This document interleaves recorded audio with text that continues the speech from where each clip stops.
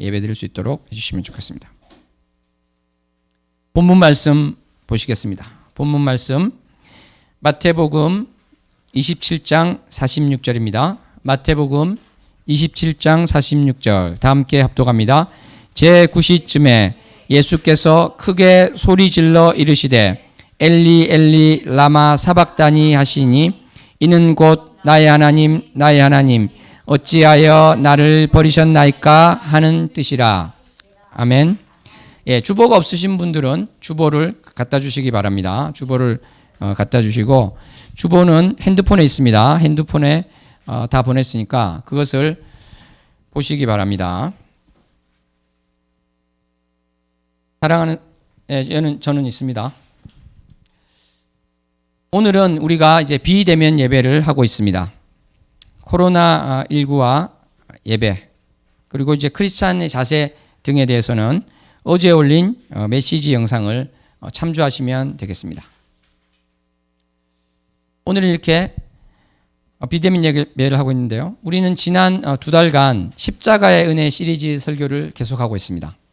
오늘은 그 9번째 시간이 되겠습니다.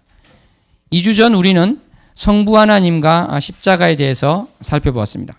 그리고 지난주에는 성부 하나님과 이 십자가라는 주제와 연관이 깊은 예수님의 겟세마네 기도에 대해서 은혜를 나눴습니다. 오늘은 성령 하나님과 십자가라는 주제로 말씀을 나누도록 하겠습니다. 성부 하나님과 십자가 이것도 아주 자주 듣는 말씀은 아니죠. 성부 하나님과 십자가. 그런데 성령 하나님과 십자가 이런 주제도 우리가 흔히 듣는 주제는 아닌 것 같습니다.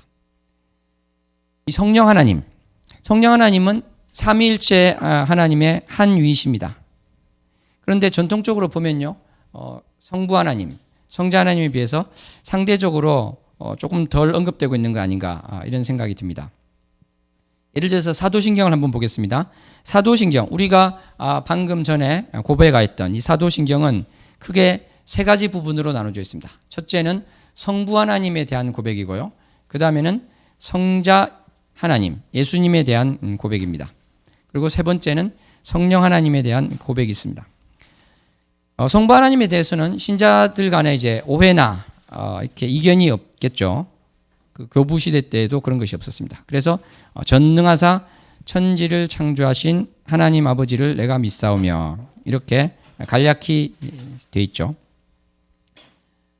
성자 하나님에 대해서는 아주 상당히 긴 고백이 나옵니다. 이것은 역사적으로요, 예수님의 위격에 대해서 잘못된 해석들이 있었고 그렇기 때문에 이렇게 자세히 예수 그리스도가 어떤 분이신가에 대한 고백이 필요했기 때문에 그렇게 된 것입니다. 한편 성령 하나님은 어떻게 되어 있습니까? 성령을 믿사오며 이렇게 되어 있죠. 원문에는 성령을 내가 믿사오며 이렇게 되어 있습니다. 내가라는 그 주어가 들어가 있죠. 그런데 이렇게 성령을 믿사오며 아주 짧게 이제 언급되어 있는데요. 이것을 보더라도 사도신경에서 나오는 예수님에 비해서 이 성령 하나님에 대한 그 고백이 아주 짧게 되어 있다. 이것을 우리가 알 수 있겠습니다. 한편 318년 1차 콘스탄티노플 공의회에 채택되어서 니케아 콘스탄티노플 신조라 불리는 것을 보면요, 성령님에 대해서 이거보다 훨씬 더 자세한 고백이 있습니다. 제가 그것을 한번 읽어드리도록 하겠습니다. 이것은 제가 약간 이렇게 변형해서 번역한 것인데, 우리는 주님이시며 생명을 주시는 분이신 성령을 믿사오니 이는 아버지와 아들에게서 나오셨으니 아버지와 아들과 더불어 경배와 영광을 받으시며 선지자들을 통하여 말씀하셨나이다. 다시 한번 제가 읽어드리겠습니다. 우리는 주님이시며 생명을 주시는 분이신 성령을 믿사오니 이는 아버지와 아들에게서 나오셨으니 아버지와 아들과 더불어 경배와 영광을 받으시며 선지자를 통하여 말씀하셨나이다. 그러니까 이 고백에서는 어떻게 됐습니까? 이 성령님이 주님이시다. 주님이시라는 게 고백이 되어 있죠. 그 다음에 생명을 주시는 분이다. 이것이 고백이 되어 있습니다. 그리고 원래는 이제 아버지에게서 나왔다 이렇게 되어 있는데, 이것이 정확하게 표현하면 아버지와 아들에게 나왔다 이렇게 할 수 있겠죠. 수정해서 말씀드릴 수 있습니다. 그리고 성령님은 아버지와 아들과 더불어 경배를 받으십니다. 영광을 받으십니다. 그리고 또 성령님은 선지자들을 통하여 말씀해 오셨다. 이것이 고백되어 있습니다.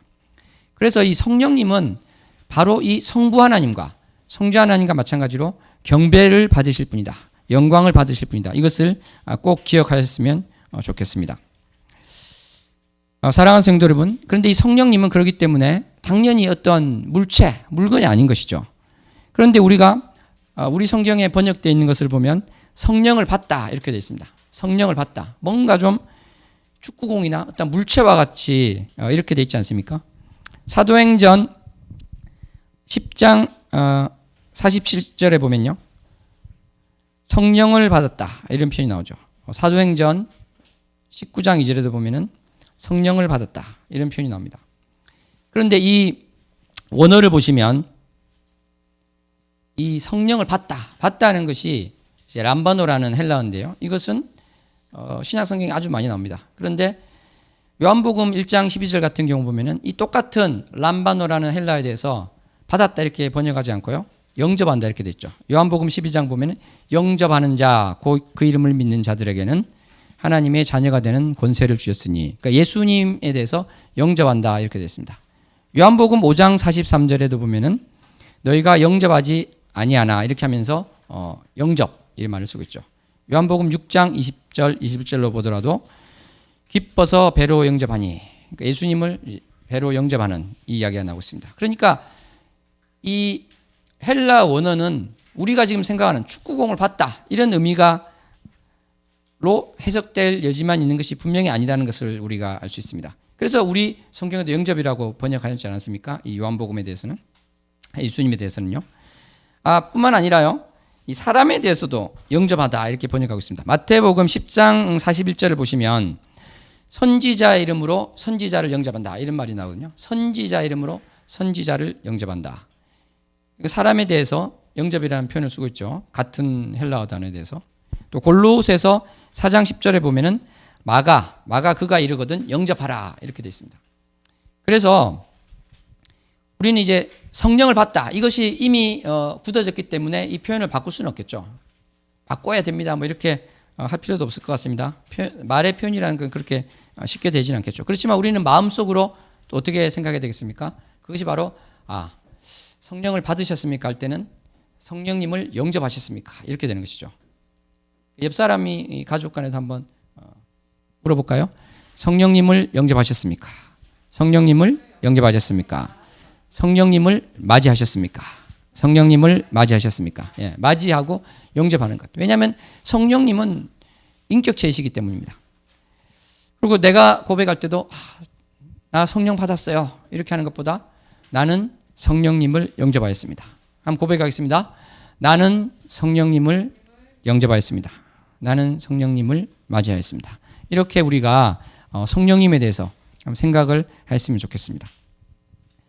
사랑하는 성도 여러분, 이 삼위일체 하나님은요 사랑으로 하나 되신 분입니다. 그것이 예수 그리스도께서 기도하실 때 그 표현이 나오는데 우리가 다 같이 합독하도록 하겠습니다. 요한복음 17장 11절 합독합니다. 나는 세상에 더 있지 아니하오나 그들은 세상에 있사옵고 나는 아버지께로 가옵나니 거룩하신 아버지여 내게 주신 아버지의 이름으로 그들을 보존하사 우리와 같이 그들도 하나가 되게 하옵소서. 아멘. 우리와 같이 성삼위일체 하나님께서 하나가 된 이야기가 나오고 있는 것입니다. 근데 이 삼위일체 하나님께서는요 항상 함께 이렇게 공동으로 사역을 하셨습니다. 구약에서 한번 그것을 여러 가지가 있지만 한번 확인해 보겠습니다. 창세기 1장 1절입니다. 태초에 하나님이 천지를 창조하시니라. 요한복음, 이것은 이제 성부 하나님께서 창조주가 되신다는 것을 지금 기록하고 있는데요. 성자 하나님은 어떠한가? 요한복음 1장 3절 보겠습니다. 합독합니다. 만물이 그로 말미암아 지은 바 되었으니 지은 것이 하나도 그가 없이는 된 것이 없느니라. 그러니까 이 창조 사역은 성부 하나님과 함께 성자 하나님이 하신 것이다. 이것을 알 수 있고, 세 번째로 성령 하나님에 대해서 보겠습니다. 창세기 1장 2절 합독합니다. 땅이 혼돈하고 공허하며 흑암이 깊음 위에 있고 하나님의 영은 수면 위에 운행하시니라. 아멘. 예, 여기 보면 어떻게 되어 있습니까? 하나님의 영은 수면 위에 운행하신다. 이런 말씀이 있습니다. 이 말씀 보면은 이 창조 사역이라는 것은요, 성부 하나님, 성자 하나님, 성령 하나님이 함께 하신 사역이다. 이것을 우리가 알 수 있습니다. 이것 외에도 이 구약에 나오는, 아까도 우리가 니케아 콘스탄티노플 신조에 대해서 제가 여러분에게 읽어드렸습니다마는, 거기에도 어떻게 되어 있습니까? 이 선지자들을 통해서 성령님이 말씀하셨다. 뒤에도 좀 살펴보겠지만, 이 구약에 나온 많은 것들이 성령님이 이야기를 선지자들에게 이야기해서 선지자들을 통하여 이야기하셨다. 이것을 우리가 기억해야 될 줄로 믿습니다.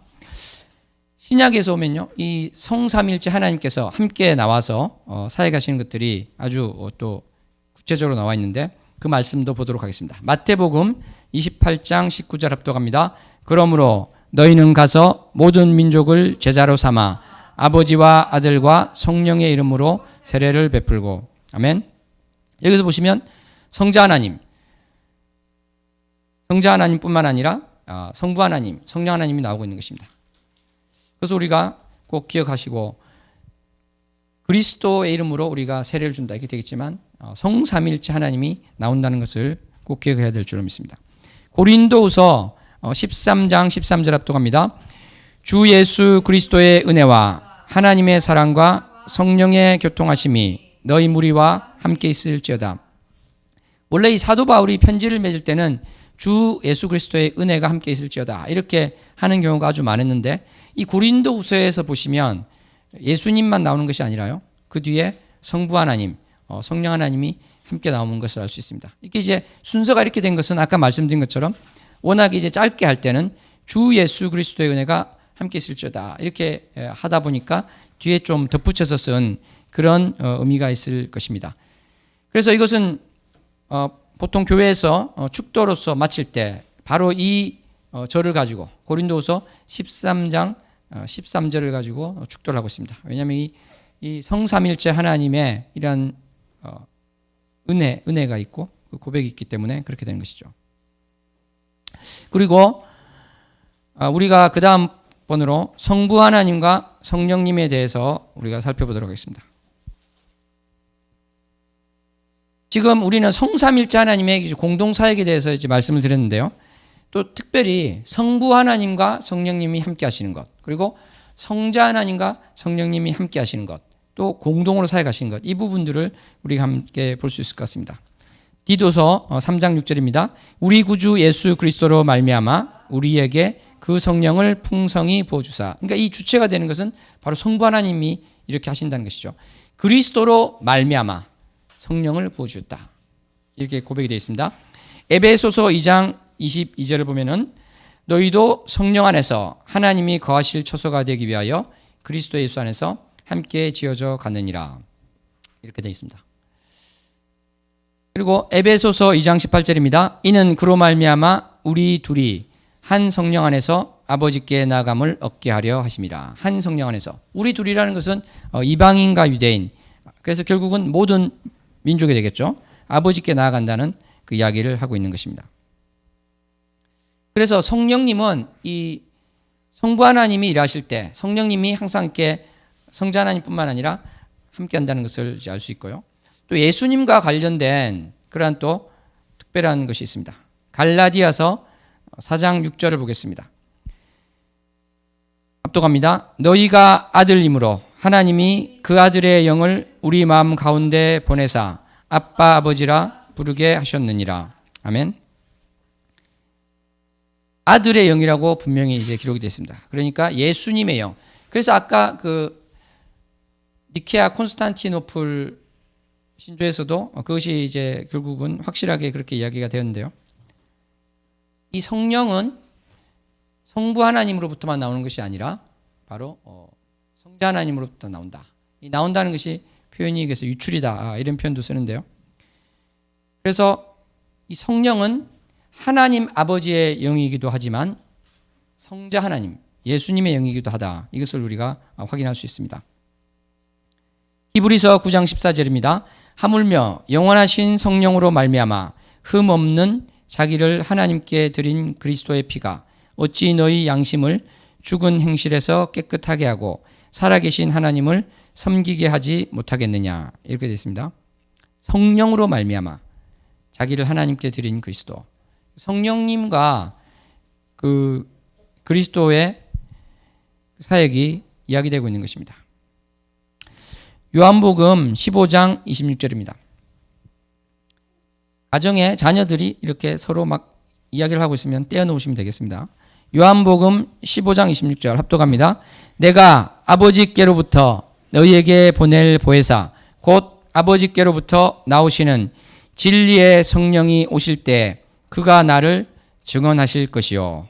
자, 여기서 아주 중요한 말씀이 납니다.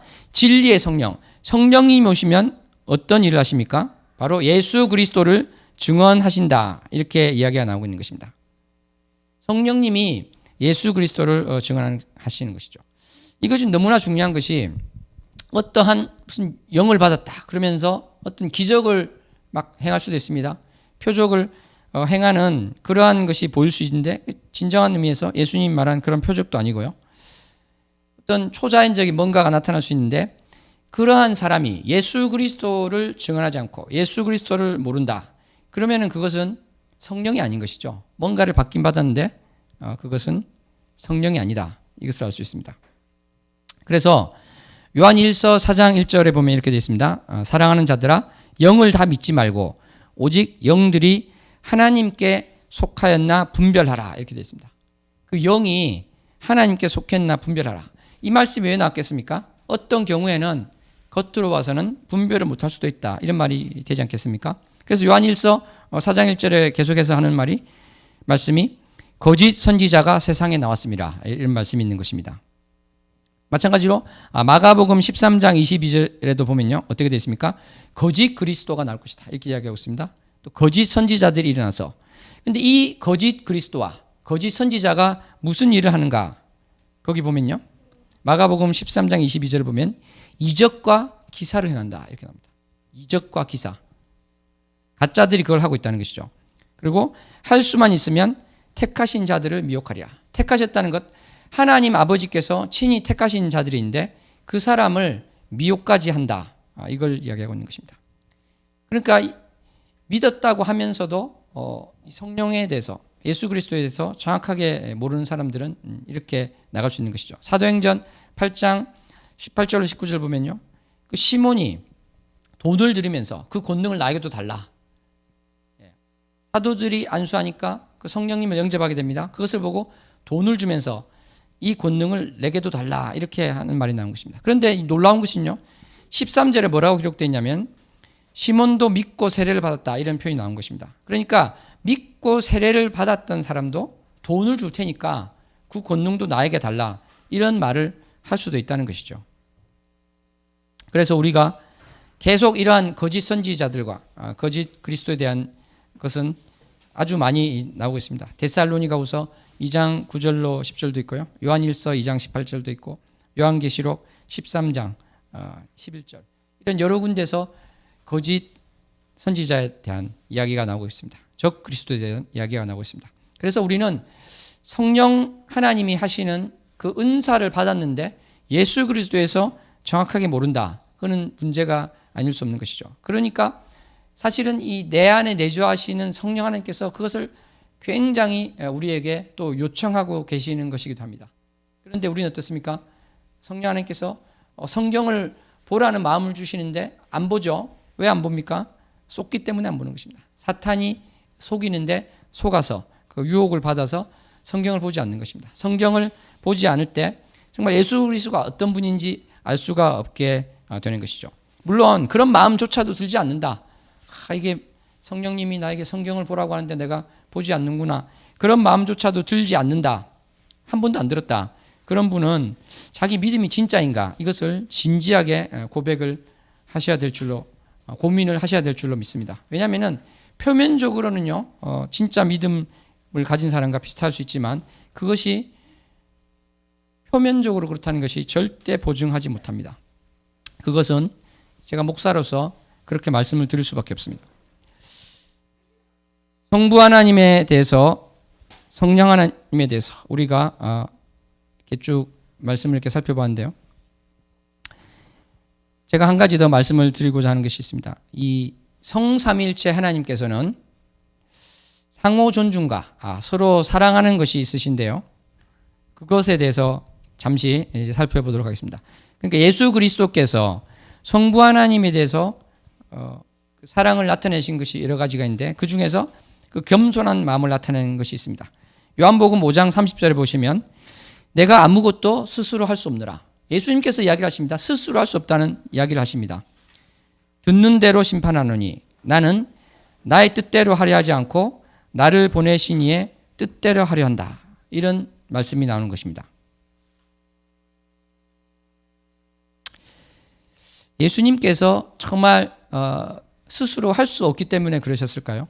우리가 성삼일체 하나님에 대해서 우리가 고백해야 되는 것은요, 본질이 완전히 같으신 분들입니다. 조금도 그 본질이 다르시지 않으시고 그 권능이 조금도 모자라지가 않으시고 그 영광이 조금도 모자라지 않은 분이 바로 이 성삼일체 하나님 것입니다. 근데 예수님께서 이런 말씀하셨다는 것은요, 스스로 겸손해져서 하나님 아버지를 높이는 것이다. 저는 그렇게 생각을 했습니다. 그래서 마찬가지로 마태복음 24장 36절에 나오는 그 날과 그때는 아무도 모른다. 하늘의 천사도 모르고 아들도 모르고 오직 아버지만 아신다. 이것도 마찬가지라고 생각합니다. 아들이 모른다고 고백하신 것은 그만큼 겸손한 표현이고 아버지만 아신다. 아버지를 높여드리는 그러한 것이었다. 이렇게 저는 해석을 하는 것입니다. 성령님에 대한 것도 마찬가지입니다. 성령 하나님을 성자 하나님께서 존중하시고 높이시고 귀하게 여기신다는 것을 어디서 알 수 있는가? 마태복음 12장 32절에 보면 이렇게 되어 있습니다. 누구든지 말로 인자를 거역하면 사심을 얻되 누구든지 말로 성령을 거역하면 이 세상과 오는 세상에서도 사심을 얻지 못하리라. 여기서 인자는 전문용어로요, 사람의 아들, 그런데 예수 그리스도를 가리키는 것입니다. 스스로를 가리키시는 것입니다. 그러니까 예수님, 나에 대해서 거역하면 사심을 얻되, 물론 이걸 이제 해석하는 것은 예수님께서 영광 받으시기 전이었기 때문에 그런 차원에서 너희가 그 차원에서 거역한다면 사심 얻을 수 있다. 이렇게 볼 수도 있는 것이고요. 사실은 뒤에 끝 때문에 이렇게 말씀하셨다. 저는 그렇게 생각이 됩니다. 왜냐하면 누구든지 말로 성령을 거역하면 이 세상과 오는 세상에도 사심을 얻지 못한다. 말로 성령을 거역하면, 성령님을 거역한다는 것. 그러니까 이 성삼위일체 하나님께서요, 성자 하나님께서 성령 하나님을 거역하시는 것을 참을 수 없다. 그것은 내가 용서할 수 없다. 이 말씀을 하신다는 것입니다. 그러니까 이것을 여기서 알 수 있는 것은 무엇이냐면 이 성삼위일체 하나님이 정말 사랑으로 하나로 연합되어 있으셔서 우리 인간이 상상할 수 없는 그러한 너무나도 친밀하고 너무나도 강한 그러한 사랑의 관계에 계신다. 이것을 우리가 확인할 수 있는 것입니다. 지금부터는 이 성령 하나님과 십자가 사역에 대한 말씀을 함께 나누도록 하겠습니다. 먼저 성령 하나님은 어떤 분이신가? 성령 하나님은 모든 것을 알고 계십니다. 고린도전서 2장 11절 다 같이 합독합니다. 사람의 일을 하나님 속에 있는 영 외에 누가 알리요? 이와 같이 하나님의 일도 하나님의 영 외에는 아무도 알지 못하느니라. 아멘. 그러니까 성령 하나님께서는요, 모든 것을 아시는 분이신 것입니다. 하나님의 일까지 다 아시는 그러한 분이신 것입니다. 그래서 성령님께서는 당연히 이 십자가 사역을 그 전부터 다 알고 계신 것이고요. 그래서 성령님께서 그 감동으로 구약에서 선지자들, 구약을 기록하는 자에게 감동으로 기록하게 했습니다. 오늘 본문 말씀 있지 않습니까? 오늘 본문 말씀 어떻게 됩니까? 한번 본문 말씀 다시 한번 읽도록 하겠습니다. 오늘 본문 주보의 제일 위에 있습니다. 마태복음 27장 46절 합독합니다. 제9시쯤에 예수께서 크게 소리질러 이르시되 엘리 엘리 라마 사박다니 하시니 이는 곧 나의 하나님 나의 하나님 어찌하여 나를 버리셨나이까 하는 뜻이라. 아멘. 이 말씀을 우리가 이렇게 보면요, 이 말씀은 사실은 시편 22편 1절에 나눈 것과 똑같습니다. 시편 22편 1절 합독합니다. 내 하나님이여 내 하나님이여 어찌 나를 버리셨나이까 어찌 나를 멀리하여 돕지 아니하시오며 내 신음소리를 듣지 아니하시나이까. 자, 예수님께서 이 엘리 엘리 라마 사박다니 이렇게 하시고 말씀하신 것은 다른 면에서 보면은 시편 22편 1절이니 시편 22편을 보아라 이런 말씀이신 것이죠.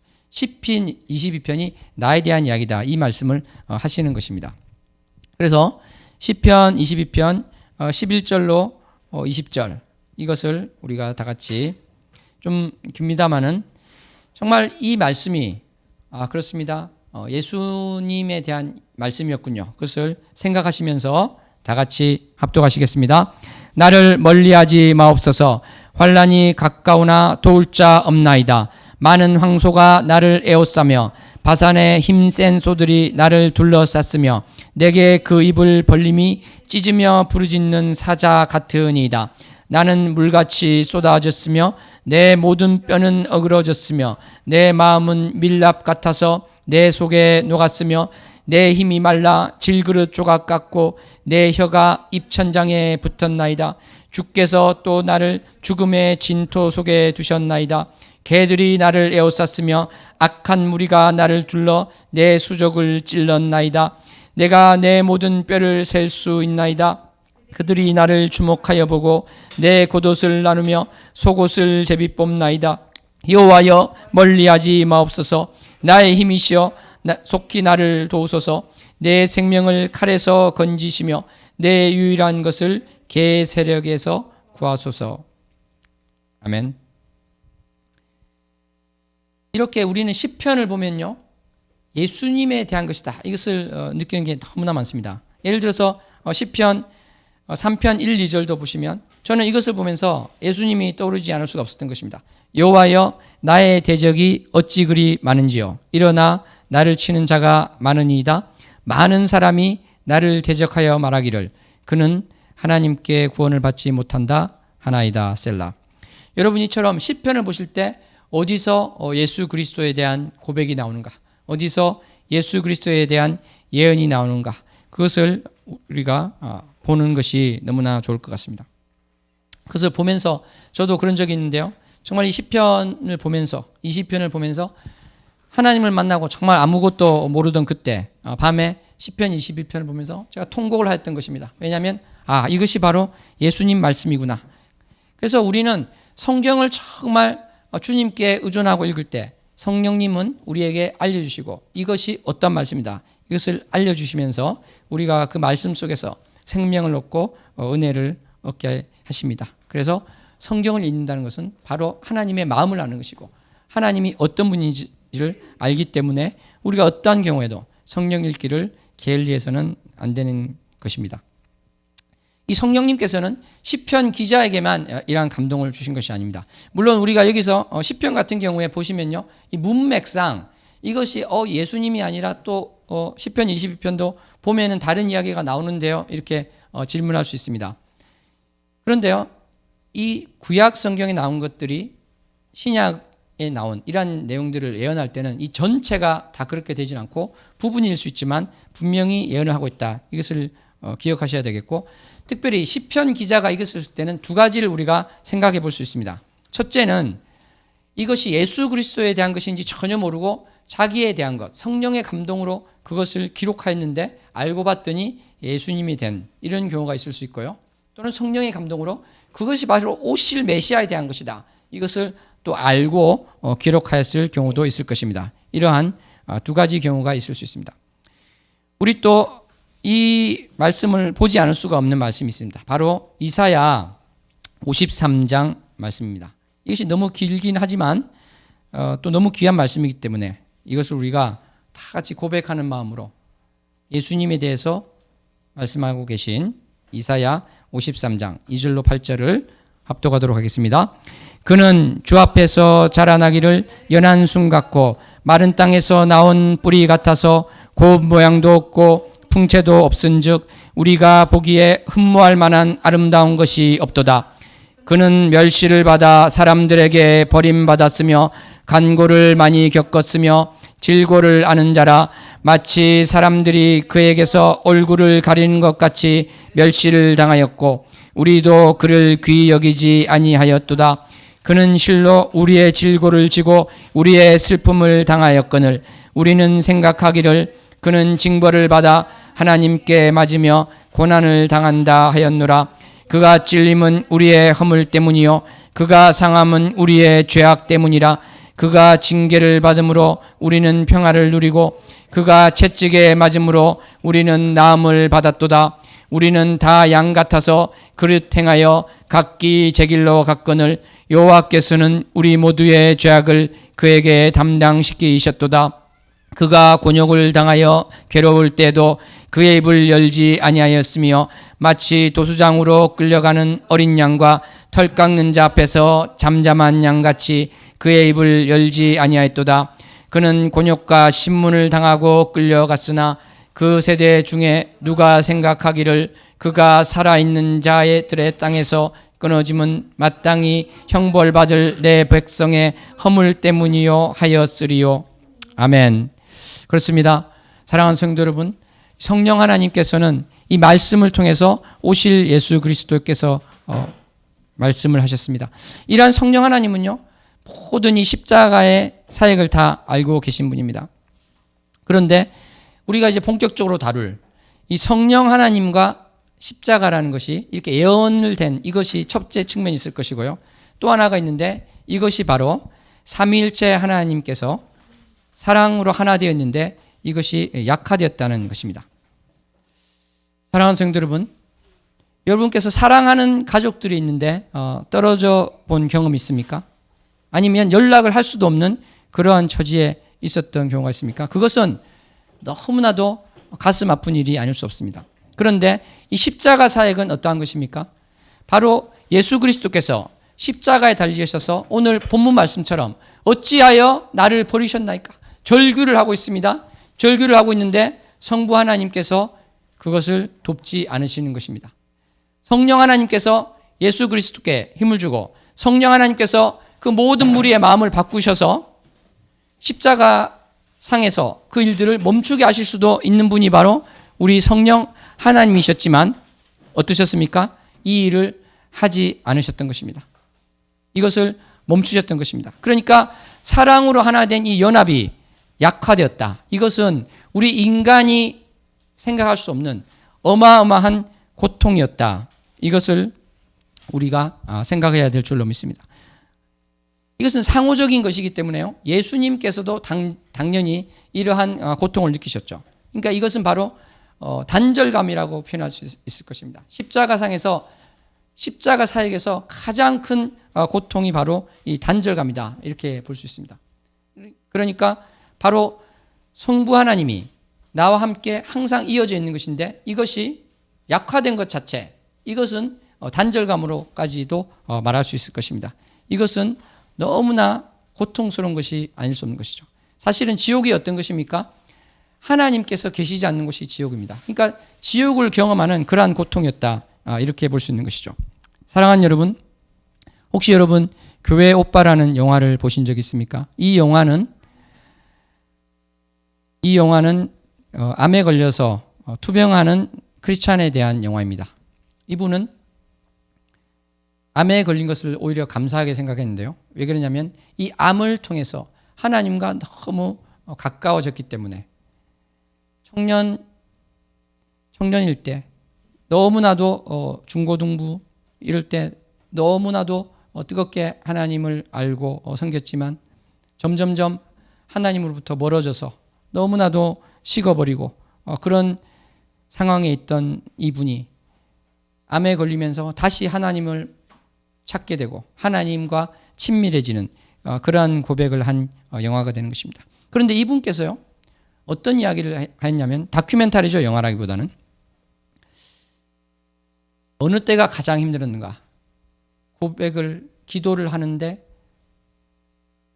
하나님이 계시지 않은 것 같을 때, 단절감을 느낄 때 너무나 힘들었다. 그런 고백을 한 적이 있습니다.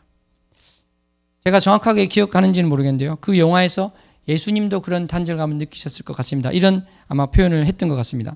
그러니까 이분이 느꼈던 그 어마어마한 단절감, 그것을 바로 예수님이 느끼신 것이죠. 그래서 이 집사님은요, 또 그런 고백을 했습니다. 너무나도 암투병 중에 힘들어서 모핀을 이제 맞게 되는데 그것을 거절하였다고 합니다. 그래서 왜 모핀을 맞지 않습니까? 그것을 맞아야지 통증이 약해져서 견딜 수 있는 거 아닙니까? 했는데 맞습니다. 내가 너무나도 아프지만 이 모핀을 맞으면 정신이 몽롱해져서 말씀을 제대로 들을 수가 없습니다.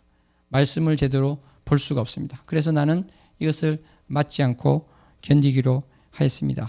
이렇게 얘기했습니다. 이것은 신포도주를 예수님 입에 갖다 댔는데 예수님께서 거절하신 것.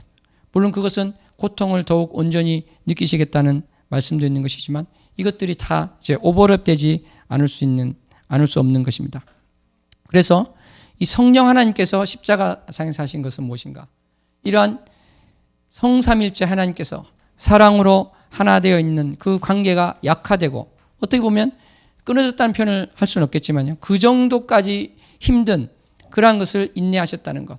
그것이 바로 성령 하나님께서 그것을 마음 아파하시면서 그 상황에서 그래도 정말 보이지 않는 끈이라도 이어가시려 했던 그러한 고통이 있으셨다. 그래서 그런 의미에서 성령 하나님께서 십자가상에서 함께 사해 가셨다. 이렇게 우리가 볼 수 있을 것 같습니다. 말씀을 맺겠습니다. 사랑하는 성도 여러분, 오늘 우리는 말씀을 통해서 많은 시간 성령 하나님이 어떤 분이시며 성령 하나님께서 정말 인격체이시며 성삼일체 한 분 하나님으로서 함께 사역을 하셨고 그 관계가 사랑으로 하나 되어 있는 거기에 함께 하신 그 삼위의 한 위이시다. 이것을 보았습니다. 그리고 성령 하나님께서 겪은 그 고통은 물론 성부 하나님, 성자 하나님이 함께 겪으신 고통이지만 사랑으로 하나 된 이 관계가 느슨해지고 약해져서 받았던 우리 인간으로서는 참으로 상상하기 힘든 그러한 고통을 받았다. 이것을 우리가 보았습니다. 그래서 우리가 십자가 사역을 생각할 때 2주 전에 보았던 성부 하나님의 그 사역 그리고 성령 하나님의 그 마음과 고통 이것을 생각하시면서 정말 그렇습니다. 내가 무엇이 간데 성삼일체 하나님께서 이렇게 나를 위해서 우리를 위해서 이렇게 십자가 그 일을 이루셨습니까? 고백하는 우리 모두가 되기를 소원합니다. 아멘. 기도하시겠습니다. 하나님 아버지 오늘 말씀